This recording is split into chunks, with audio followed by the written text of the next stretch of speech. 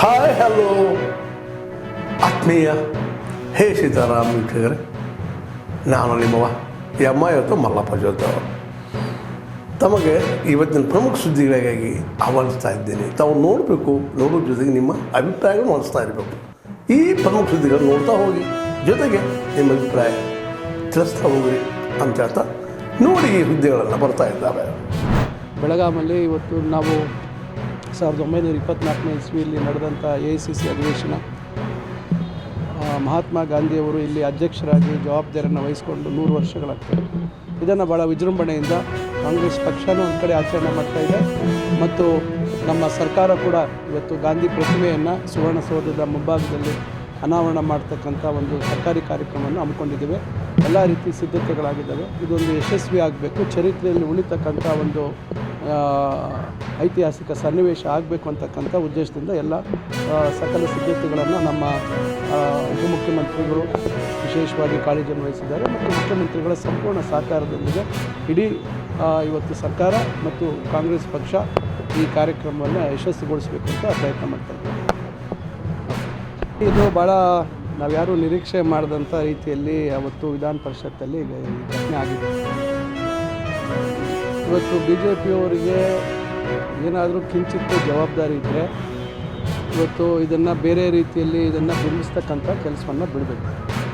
ಇವತ್ತು CT ರವಿಯವರಿಂದ ಆಗಿರ್ತಕ್ಕಂಥ ಅಚಾತುರ್ಯವನ್ನು ಅವರು ಒಪ್ಕೋಬೇಕಾಗತ್ತೆ ಮತ್ತು ಅದಕ್ಕೆ ಯಾವ ರೀತಿ ಈ ರಾಜ್ಯದ ಮಹಿಳೆಯರನ್ನು ಮತ್ತು ವಿಶೇಷವಾಗಿ ಲಕ್ಷ್ಮೀ ಹೆಬ್ಬಾಳ್ಕರ್ ಅವರಲ್ಲಿ ಕ್ಷಮೆಯನ್ನು ಯಾಚಿಸಬೇಕಾಗುತ್ತೆ. ಅದು ಬಿಟ್ಟು ನಾವು ಆ ಪದ ಬಳಕೆ ಮಾಡಿಲ್ಲ, ಬೇರೆ ಪದ ಬಳಕೆ ಮಾಡಿದ್ದೀವಿ ಅಂತ ಹೇಳ್ತಕ್ಕಂಥದ್ದು ಮತ್ತು ಪೊಲೀಸ್ ಇಲಾಖೆಯವರು ಅವರನ್ನು ಅರೆಸ್ಟ್ ಮಾಡಿದಂಥ ಸಂದರ್ಭದಲ್ಲಿ ವಿನಾಕಾರಣ ಅವರೇ ಅವ್ರಿಗೆ ಸಹಕಾರ ನೀಡದೆ ಬೇರೆ ಬೇರೆ ರೀತಿಯಾಗಿ ಹೇಳ್ತಕ್ಕಂಥದ್ದು ಈ ನಮ್ಮ ರಾಜ್ಯದ ಜನರನ್ನು ತಪ್ಪುದಾರಿಗೆ ಹೇಳ್ತಕ್ಕಂಥ ಕೆಲಸವನ್ನು ಮಾಡ್ತಾಯಿದೆ. ಇದು ನಾನು ದೇವರ ಮೇಲೆ ಭಕ್ತಿಯನ್ನು ಇಟ್ಕೊಳ್ತಂತೆ, ದೇಶದ ಎಲ್ಲ ದೇವಾನುದೇವತೆಗಳನ್ನು ನಾನು ನಂಬಿದಂತೆ. ಅವ್ರು ಬಹಳಷ್ಟು ಹೇಳ್ತಾ ಇದ್ದಾರಲ್ಲ, ನಾನು ಅಂದೆಲ್ಲ ಅಂತ ಹೇಳಿ. ಕಾನೂನು ಒಂದು ಕಡೆ ಕಾನೂನು ತನ್ನ ಪ್ರಕ್ರಿಯೆ ಮಾಡುತ್ತೆ. ಏನು ವೈಭವೀಕರಣ ಮಾಡ್ಕೊಳ್ತಾ ಇದ್ದಾರಲ್ಲ, ನಾನು ಇಷ್ಟೇ ಅವ್ರಿಗೆ ಹೇಳ್ತಾ ಇದ್ದೀನಿ, ಇದು ಸವಾಲು ಅಲ್ಲ ಅಥವಾ ಅವರಿಂದ ನನ್ನ ಜವಾಬನ್ನು ಬಯಸಲ್ಲ. ಅಂಥ ಒಂದು ದುರ್ಬುದ್ಧಿ ಇದ್ದಂಥ ಮನುಷ್ಯನಿಂದ ನಾನು ಜವಾಬನ್ನು ಕೂಡ ಬಯಸೋದಿಲ್ಲ. ಆದರೆ ಜನರನ್ನು ದಿಕ್ಕು ತಪ್ಪಿಸುವಂಥ ಕೆಲಸ ಮಾಡ್ತಾ ಇದ್ದಾರೆ, ಜನರ ಕಣ್ಣಿಗೆ ಮಣ್ಣೆರ್ಚುವಂಥ ಕೆಲಸ ಮಾಡ್ತಾ ಇದ್ದಾರೆ. ಅವರ ಕಾರ್ಯಕರ್ತರಿಗೆ, ಅವರ ನಾಯಕರಿಗೆ ದಿಕ್ಕನ್ನು ತಪ್ಪಿಸುವಂಥ ಕೆಲಸ ಮಾಡ್ತಾ ಇದ್ದಾರೆ. ನೀವು ದೇವರನ್ನು ಭಾಳಷ್ಟು ನಂಬಿದ್ದೀರಾ CT ರವಿಯವರೇ. ಧರ್ಮಸ್ಥಳ ತಮ್ಮ ಊರಿಗೆ ತುಂಬ ಹತ್ತಿರ ಇದೆ. ಇಡೀ ರಾಜ್ಯದ ಜನ, ದೇಶದ ಜನ ಧರ್ಮಕ್ಕೆ ಇನ್ನೊಂದು ಹೆಸರು ಧರ್ಮಸ್ಥಳ ಅಂತ ಹೇಳ್ತೀವಿ. ಮಂಜುನಾಥನ ಮೇಲೆ ನೀವು ಪ್ರಮಾಣ ಮಾಡಿ ಹೇಳಿ, ನೀವು ಕೂಡ ನಿಮ್ಮ ಧರ್ಮಪತ್ನಿಯನ್ನು ಕರ್ಕೊಂಡು ಬನ್ನಿ ಮಂಜುನಾಥನ ದೇವಸ್ಥಾನಕ್ಕೆ. ನಾನು ಕೂಡ ನನ್ನ ಕುಟುಂಬವನ್ನು ಕರ್ಕೊಂಡು ಅಲ್ಲಿ ಬರ್ತೀನಿ. ಇದು ನೈತಿಕತೆಯ ಪ್ರಶ್ನೆಯನ್ನು ಎತ್ತಿದ್ದೀರಾ ನೀವು. ನಿಮಗೆ ನೈತಿಕತೆ ಇದ್ದರೆ ಖಂಡಿತವಾಗ್ಲೂ ನೀವು ಅಲ್ಲಿ ಬನ್ನಿ. ಇದು ನಿಮಗೆ ನಾನು ಚಾಲೆಂಜ್ ಮಾಡ್ತಾ ಇಲ್ಲ, ಆದರೆ ಜನರ ಎದುರುಗಡೆ, ಯಾಕಂದರೆ ನೀವು ದೇವರನ್ನ ಬಹಳಷ್ಟು ನಂಬಿದ್ದೀರಾ, ದತ್ತಮಾಲೆಯನ್ನು ಹಾಕಿದ್ದೀರಾ, ದತ್ತಪೀಠಕ್ಕೆ ಹೋಗ್ತೀರಾ, ಬಾಯಿ ತೆಗೆದ್ರೆ ರಾಮನ ಹೆಸರನ್ನು ಹೇಳ್ತೀರಾ. ಅದಕ್ಕೆ ತಾವು ಬನ್ನಿ ಧರ್ಮಸ್ಥಳಕ್ಕೆ ಅಂತ ಕರೀತಾರೆ.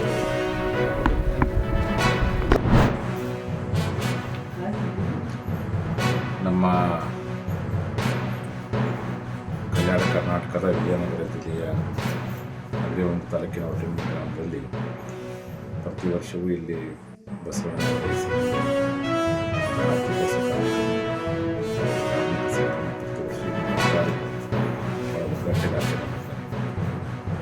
ಲಿಂಗಾಯತ ಪಂಚಾಯತ್ ಸಾರಿಗಳು ಹೆಚ್ಚಾಗಿರ್ತಕ್ಕಂಥ ಅದ್ದೂರಿಯಾಗಿ ಬಸವಣ್ಣವರ ಹೆಸರಲ್ಲಿ ಧಾರ್ಮಿಕ ಕಾರ್ಯಕ್ರಮ ಪ್ರತಿ ವರ್ಷ ನಾನು ಮಾಡ್ತಾ ಇದ್ದೀನಿ. ಯಾವ ಕಾರಣಕ್ಕೂ ತಪ್ಪಿಸ್ತಾ ಇಲ್ಲ. ಹಾಗಾಗಿ ಅಲ್ಲಿ ಯಾವ ಕಾರಣಕ್ಕೂ ಸಹ ಹೋರಾಡ್ತೇನೆ ಬರಲಿಕ್ಕೆ ಅವಕಾಶ ಮಾಡಿಕೊಂಡೆ. ಈ ಇನ್ನೊಂದು 30 ವರ್ಷದಲ್ಲಿ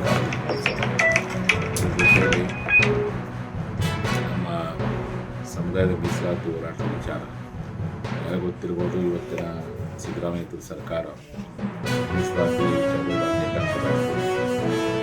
ಅತ್ಯಂತ ವಿಧಾನಸಭೆ ಆಗುವ ಸಂದರ್ಭದಲ್ಲಿ ನಮ್ಮ ಜನರ ಮೇಲೆ ಸರ್ಕಾರ ಪೊಲೀಸರಿಗೆ ಕುಮ್ಮಕ್ಕು ಮಾರಣಾಂತಿಕ ಮಾಡಿಸೋಕೆ ಹಾಗೆ ನಮ್ಮ ಮನಸ್ಸು ಭಾಳ ನೋವಾಗಿದೆ. ಈ ರೀತಿಯಾಗಿ ಯಾವುದೇ ಒಂದು ಮುಖ್ಯಮಂತ್ರಿಗಳು ಲಿಂಗಾಯತರ ಮೇಲೆ ಕೈ ಮಾಡಿದ್ದಾರೆ. ಅಷ್ಟೇ ಸಿದ್ದರಾಮಯ್ಯ ಸರ್ಕಾರ ಲಿಂಗಾಯತರ ಮೇಲೆ ಲಾಠಿ ಚಾರ್ಜ್ ಮಾಡಿಸಿ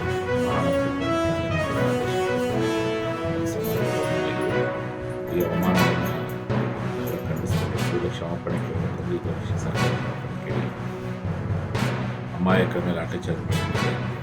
ಅವರ ಕಾಣಿಕದ ಪೊಲೀಸ್ ಅಧಿಕಾರಿಗಳು ಸಸ್ಪೆಂಡ್ ಮಾಡಬೇಕು ಅಂತ ಹೇಳಿ ಸಸ್ಪೆಂಡ್ ಮಾಡಿಲ್ಲ.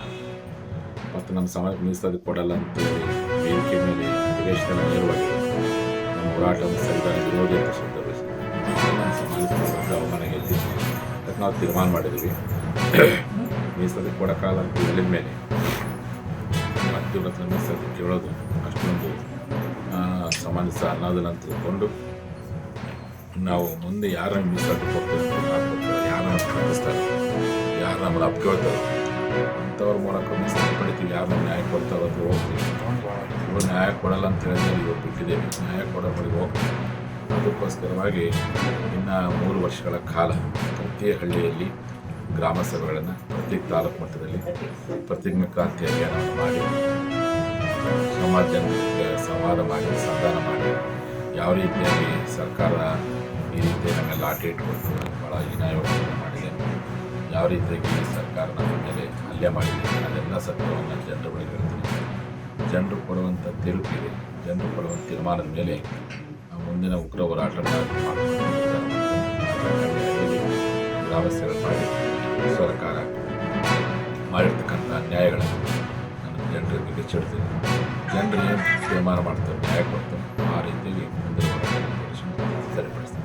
ನೀವು ಒಂದು ಕರೆ ಕೊಟ್ಟ ಕೂಡಲೇ ಪ್ರತಿ ತಾಲೂಕು ಮತ್ತು ಗ್ರಾಮಗಳಲ್ಲಿ ಕೂಡ ಹೋರಾಟಕ್ಕೆ ಪಂಚಮಶಾಲಿ ಸಮುದಾಯದವರು ಎಲ್ಲರೂ ಕೂಡ ಸಪೋರ್ಟನ್ನು ಕೊಟ್ಟರು, ನಮಗೆ ಸಾಥನ್ನು ಕೊಟ್ಟರು ಅನ್ನೋದು ನಮಗೆ ಕಾಣ್ತಾ ಇದೆ.